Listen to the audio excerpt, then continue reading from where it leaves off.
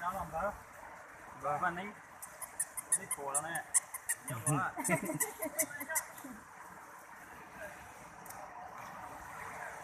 Em lấy cái nha. Mấy món đó. Đúng thì có chúng nó sẽ hở một cái đồng của anh.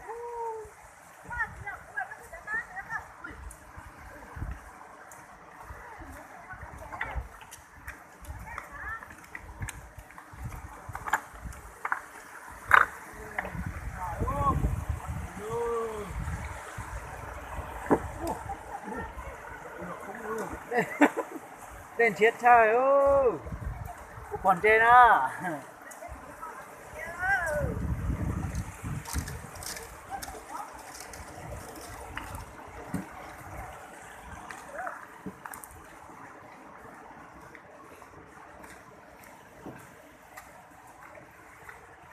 Con đường này đi uống nước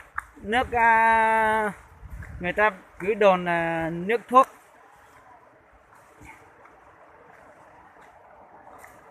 Đây là con đường đi, chúng tôi đã đi được hơn 90 cây số và đi đến cái giếng nguồn nước người ta gọi là nguồn nước thuốc. Ra đây để uống xa lắm các bạn. Nghe người ta nói là cái nước này mình có hay bị bệnh tật các thứ thì mình đi tắm là đi uống là rất là tốt cho sức khỏe. Những ai đi uống xong là người ta bảo là nếu mà hợp với cái nước đấy thì uống xong là 14 tiếng sau là bị tiêu chảy ngay. Tiêu chảy là nó mới tốt, còn nếu mà không bị sao không tiêu chảy là không tốt. Cho nên hôm nay tôi đã quyết định để đi thử. Mời các bạn, các anh chị, các cô, các bác, các chú cùng tôi khám phá cái nguồn nước thuốc thần thánh này.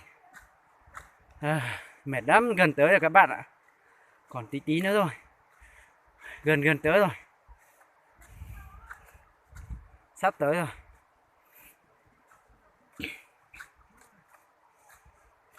Ôi. Tôi làm clip cho các bạn xem.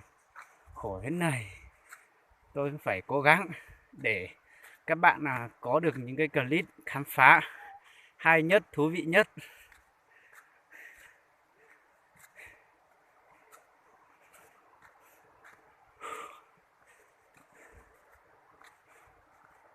Sắp tới rồi, còn tí tí nữa. Tới luôn rồi. Đây các bạn thấy kìa. Đi qua cái nhà người ta che bạc đấy, tí nữa là tới ngay đi qua cái nhà ấy tí.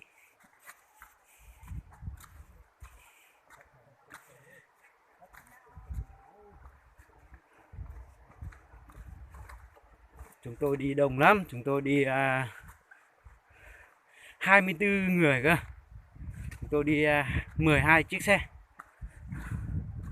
Và toàn là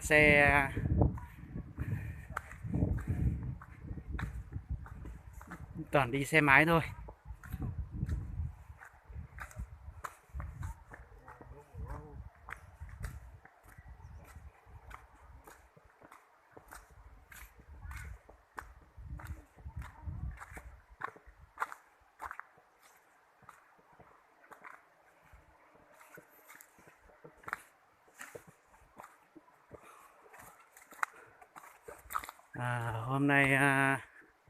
Hôm nay vắng người ấy. Hôm nay là không biết tại sao hôm nay hơi vắng người. Nhưng mà không sao, tôi sẽ quay trực tiếp cho các bạn xem.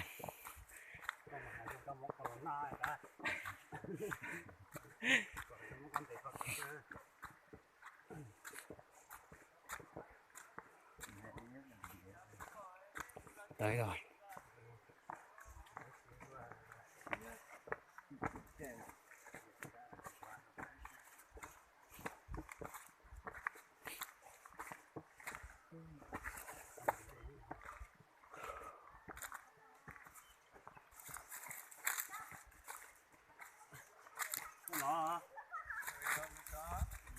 Nếu sợ đời tôi họ đe rồi.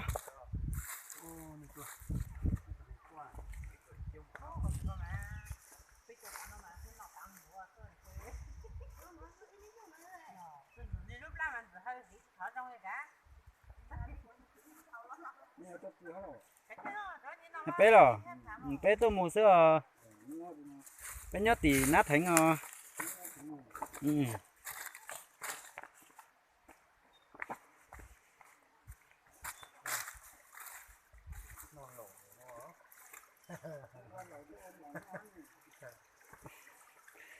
Con cây à.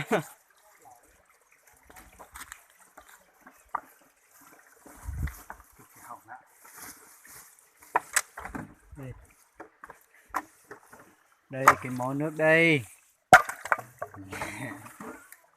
Chính ra để tao nước thế nào này thằng này. Tụi đây tụi nó tụi đây chỉ tụi nỉa ư. Đây thì thấy bà. Nó ra chỗ này ra thôi. Đây, nước chảy thế này mà đá này đổ hết thế này. Ôi xì khói à.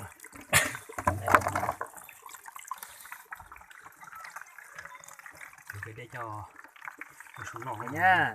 Ôi thử nước đã.